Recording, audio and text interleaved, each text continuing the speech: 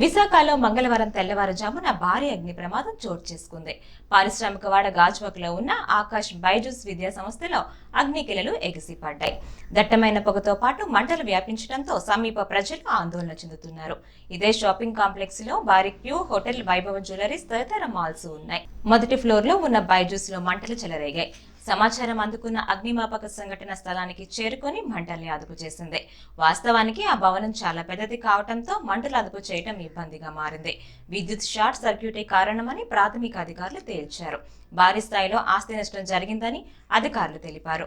మంటలు చెలరేగే సమయంలో సిబ్బంది ఎవరూ లేకపోవడంతో ఎటువంటి ప్రాణాపాయం జరగలేదని పోలీసు వారు తెలిపారు. పోలీసు అధికారులు మరియు గాజువాక ఎంఆర్ఓ సంఘటనా స్థలానికి చేరుకున్నారు. అగ్ని ప్రమాదానికి కారణం తెలియాల్సి ఉందని అధికారులు అన్నారు.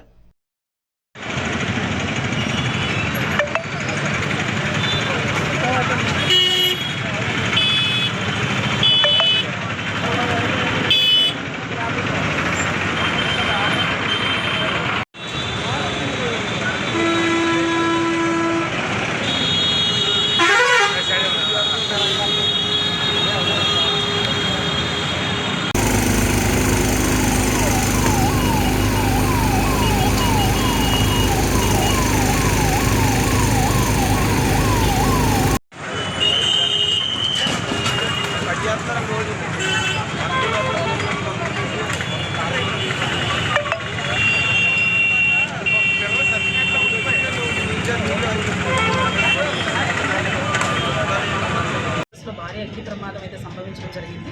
ఇప్పుడే మంటలవి కూడా అదుపులోకి రావడం జరిగింది. దీనికి కారణాలు కూడా తెలియాల్సి ఉంది. అలాగే ఎంత ఆస్తి నష్టం జరిగింది అనేది కూడా మేము ఇంకా తెలుసుకోవాల్సి ఉంది. సో పూర్తి స్థాయి విచారణ జరిగాక మీకు ఆ వివరాలు ఇవ్వగలం. ఇప్పటి వరకు అయితే ఎటువంటి ప్రాణ నష్టం అయితే జరగలేదు. సో పూర్తి స్థాయి విచారణ జరిగాక మిగతా వివరాలు వచ్చారన్నారు సార్. ఇంకా మేము ఇంకా లోపలికి అంటే ఇప్పుడే మంటలు అదుపులోకి వచ్చాయి కాబట్టి అప్పుడు లోపలికి వెళ్ళిన తర్వాత మిగతా విషయాలన్నీ. ప్రాథమిక ఎన్ని ఫ్లోర్లు ఇది ఎఫెక్ట్ అయి ఉంటుంది? ప్రాథమికంగా 3 ఫ్లోర్స్.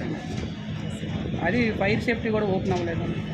అదే పూర్తి స్థాయికి విచారణ చేయాలి. లోపలికి వెళ్తే కానీ మనం ఏ విషయం చెప్పలేము. ఇప్పుడే మంటలు అదుపులోకి వచ్చాయి కాబట్టి ఇక పూర్తిగా లోపలికి వెళ్ళి ఏం జరిగింది అనేది తెలుసుకోవచ్చు. జ్యూస్ అనే ఒక ఇన్స్టిట్యూషన్ ఉంది. దీంట్లో 5:36 ఆ టైంకి స్మోక్ వచ్చింది. దాని మీద పబ్లిక్ అలర్ట్ చేయగానే వెంటనే ఒక 7 ఫైర్ ఇంజన్లు ఏర్పాటు చేయడం జరిగింది. మన సిఐ గారు, ఫైర్ స్టాఫ్ అంతను ఈ బిహెచ్పివి వాటిల్లో కూడా ఈ ఫైర్ ఇంజన్లన్నీ రప్పించి కంట్రోల్ చేయగలిగాము. ఎవరికి ప్రాణ నష్టం కానీ ఎటువంటి ఇంజరీ కానీ ఏమీ లేదు. ఈ ఫైర్ యాక్సిడెంట్ ఎలా జరిగింది, ఎందుకు జరిగింది అనే దాని మీద ఇన్వెస్టిగేషన్ చేస్తున్నాం. పూర్తి వివరాలు వచ్చిన తర్వాత మళ్ళీ మీకు చెప్పగలను. Thank you.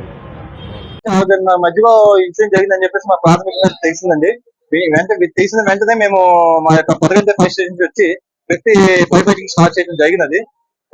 అది అదుపు రాకపోవడం వలన కొత్త ఫైర్ స్టేషన్స్ కూడా అసిస్టెంట్ పవర్ ఇచ్చి తెప్పించడం జరిగింది. వీటితో పాటు